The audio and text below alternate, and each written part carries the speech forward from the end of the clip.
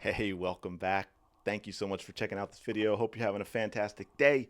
Shout out to the 19. So, I saw this thing that Natasha Cloud said the other day, and it got me thinking about the CBA coming up and how that's going to be approached. And I'll tell you what, if the league does the right thing and they don't give the players just everything they want because of the optics and what's going to happen in the media, which is going to be absolutely pro player for sure.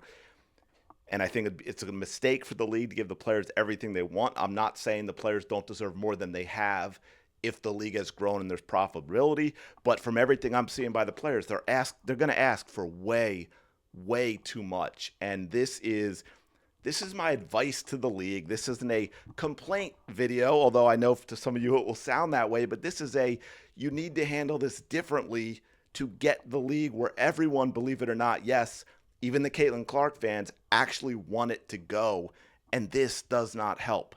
We had Natasha Cloud here sharing her thoughts on what the WNBA can take from Unrivaled, which is ridiculous. We want our money, and we want it now.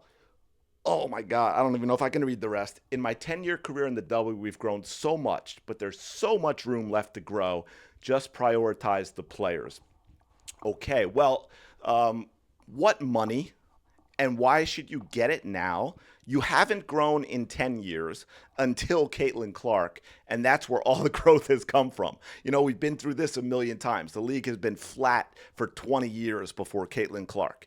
Haven't had a million viewer game since 2008 until Caitlin Clark, and there was only one that season. So don't tell me that there was growth. It's lost millions of dollars every year. So don't give me this you want your money and you want it now because you've never earned any money. The fact is, I know you can all talk about, oh, they weren't on chartered flights and training facilities and all that, but don't forget this is a league that has lost millions of dollars a year every year. All it has done is prioritize the players because it's been a charity so these players can play basketball even though no one is willing to pay enough, often enough, for the league to turn a profit.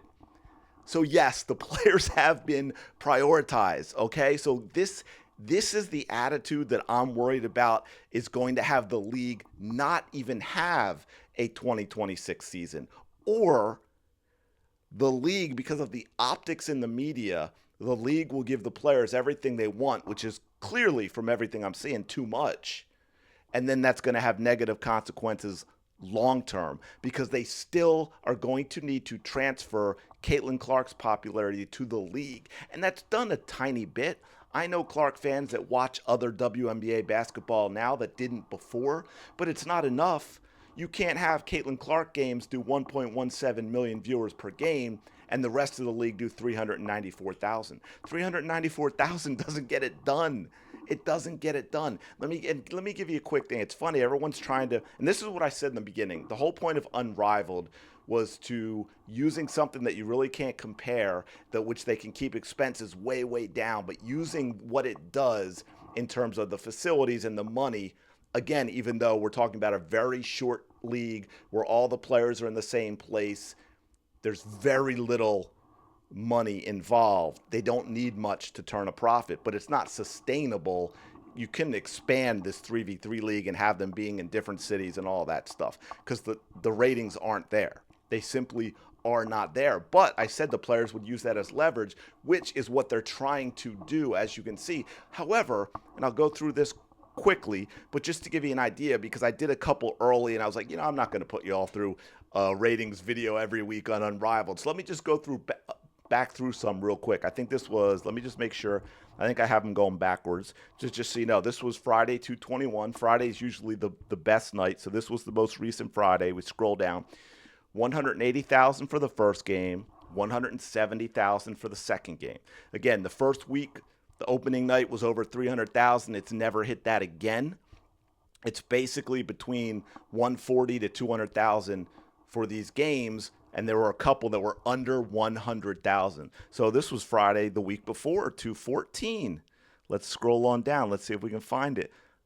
Now, this is the one I want to show you because I wanted to be fair. This is the one event that has had a pop in ratings. Unrivaled 1v1 tournament did 290. But again, that was a gimmick, and I don't mean that in a negative way, and I know it sounds like that, but I'm saying this isn't something sustainable or comparable to the WNBA by having that 1v1 tournament. They did it because they thought it would be different and bring eyes, and I get it.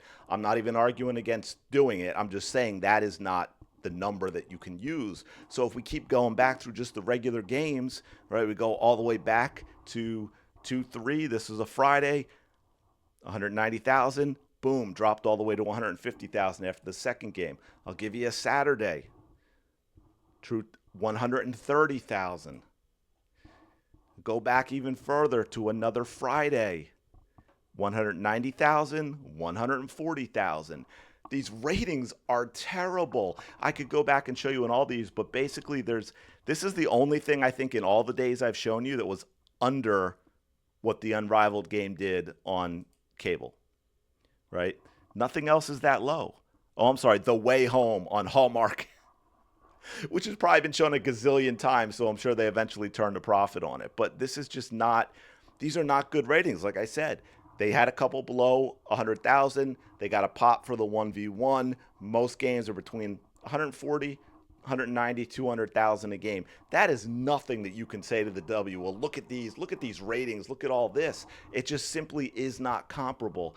And to that point, again, the number one thing, and I know it's not something you can change immediately, and I get that they're confusing a lot of people into thinking this is great basketball, and it's not.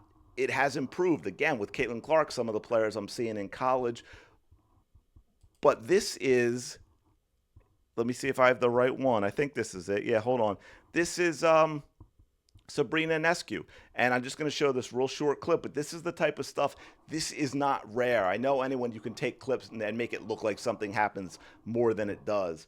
But this is not rare for the W. This is a league-wide problem. I just saw the same thing from Breanna Stewart last night, but I wanted to show you this. These are two of the easiest layups in the world by a supposed one of the absolute best players in the league. Great job getting the rebound. Wide open. She even goes slow to the basket. Can't get it over the rim. Wide open again. Yeah, throws it up too hard. This is ridiculous. Watch these layups again. I mean, she's so wide open. She goes softly. That is the easiest layup in the world. Can't get it over the rim. Second one slams it off the backboard. That should never, ever happen for one of the supposed best players in the world. Yet this stuff is happening all of the time. And we can just run through some more on this one as well. Just, right? And terrible shot there. Terrible shot there. Boom. Well, now that was a little bit of Angel. I think but again, you're not seeing great basketball. And this is one of the better teams right now in Unrivaled. And they just can't, I mean, I don't know what it is in terms of money that you think you deserve to get when the play is like this and no one wants to watch it. By the way, shout out, because they did put this together. Cece's a superhero. If you are a Caitlin Clark person on Twitter, all credit to that, putting that little clip together. But this, you can't have this mentality of we want our money and want it now. What money? You owe the NBA like $500 million. So I don't get. I think this is a bad strategy. The players, I guess it's the players union. They need to, I don't know, have a conversation and meetings, not just with reps, but everybody in the league, and say, hey, you know what? Get a PR firm, hire a PR firm, get on the same page, decide how you're going to approach it, because I don't think this is it. I think you need to take a different tack that will actually help you with sympathy from the fans. I mean, you're going to have the media on your side, but I don't know that you get the fans on your side this way with this, we deserve it simply because why? Why do you deserve it? I don't understand that. Because you're women? I mean, that's kind of like the third rail we don't want to touch, right? But I don't care. And I mean that in a good way. It's the quality of the sport. There are women, I would rather watch women's gymnastics than men's gymnastics. I would rather watch the women's College World Series, which is softball, than the men's baseball College World Series. That's just the way it is. At the highest level, I really enjoy watching women's tennis. Basketball is not really quite there for me. I watch it. I love basketball. I want the women to do well. I love watching women's soccer, by the way, as well. Definitely would rather watch the women's national team than the men's. But I don't think the approach should be that should be why you deserve money in a losing league. I think they need to take a different approach. But let me know your thoughts in the comments below. Do you think? Because I've seen this from a few other players as well. Do you think this approach that Natasha Cloud's taken, that just be like, I don't want to call it a victim approach. I don't know if it's quite that, but it leans that way. And I think we've sort of played out of that. So let me know your thoughts in the comments below. If you've got ideas how you think they should approach it, I'm curious to hear that as well. Because like I said, I think they need to hire a PR firm and have a plan. That's what I think they need to do. But let me know your thoughts. Thank you again for checking out this video. I do appreciate it. Don't forget to like, comment, and subscribe. And I will talk to you later.